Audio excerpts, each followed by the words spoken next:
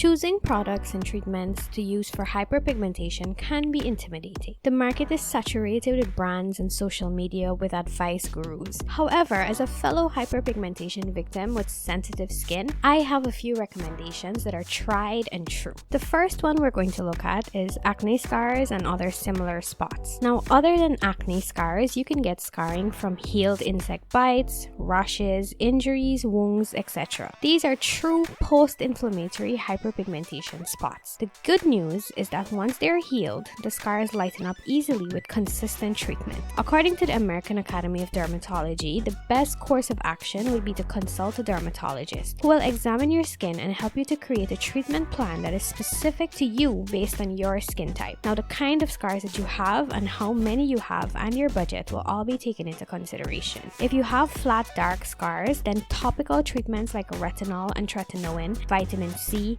kojic acid, niacinamide, azelaic acid, and hydroquinone can be used as spot treatments. With the exception of hydroquinone, all the others can be bought over the counter. Some great brands that I like to recommend are La Roche-Posay, Paula's Choice, CeraVe, The Ordinary, The Inky List, True Skin, and SkinCeuticals. For kojic acid, the brand I find to be the best is Koji-san. If you have depressed scars, which are those that have sunk into the skin, the most effective treatments will include chemical peels, laser treatment, microneedling, dermabrasion, skin grafts, fillers, or platelet-rich plasma. If the scarring is mild, retinols could help to make them less noticeable over time, but this may take a while. The specific treatment will depend on how severe your scars are. If you have raised scars, which are also called keloid scars or hypertrophic scars, your dermatologist may recommend laser treatments, injections of corticosteroids or other medications, or applying a prescription medication to the scars themselves. Treatment for a keloid can include injecting a corticosteroid or other medication into the scar itself, laser therapy, keloid surgery, or freezing the keloid. You can check out the description to see the link to learn more about these treatments.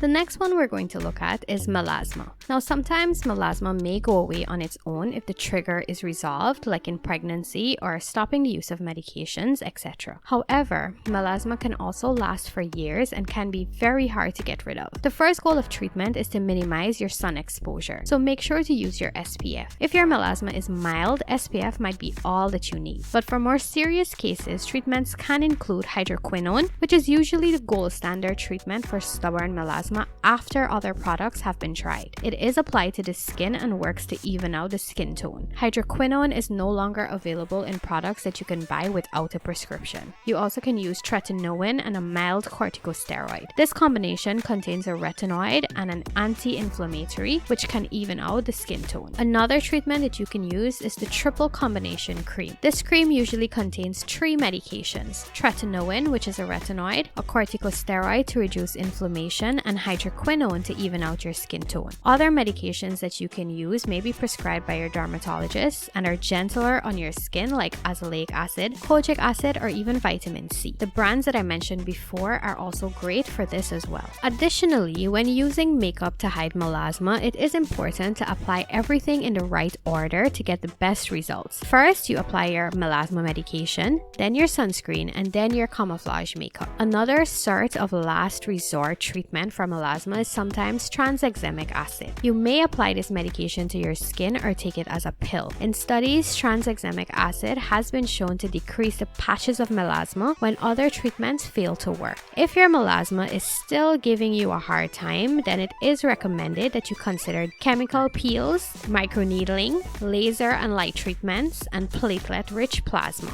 Please keep in mind that only a board-certified dermatologist should perform the above procedures. Next, we have Acanthosis nigricans. Now, there's no specific treatment for Acanthosis nigricans, but most times this gets better when you treat the underlying condition. Skin lightening agents are also used to tone the skin. If you have skin tags, these can be physically removed by your dermatologist. Now, treatment for Acanthosis nigricans usually includes lightening your skin color using prescription creams, ointments, and gels like hydroquinone, kojic acid, retinols, glycolic acid, acid, azelaic acid, vitamin C, etc. You can also reduce skin thickness by using laser treatments, and you can decrease odor and discomfort between your skin folds by using antibiotics to be applied to the skin and antibacterial soaps, deodorants, etc. However, these treatments will not be very effective if the underlying condition is not fixed and maintained. And finally, we have freckles. Now, since freckles are usually from sun exposure, the hallmark of treatment is sun protection. This can go a long way in preventing your freckles from getting worse, and eventually they will fade. However, if you have many bright freckles, you can also use retinoid creams, skin lightening agents, or even chemical peels to resurface the skin. Here at Sassily Skin, we do our best to help you understand and take care of your skin. Help us to keep helping you by subscribing and hitting that notification bell. And remember that happiness is a habit, just like skincare.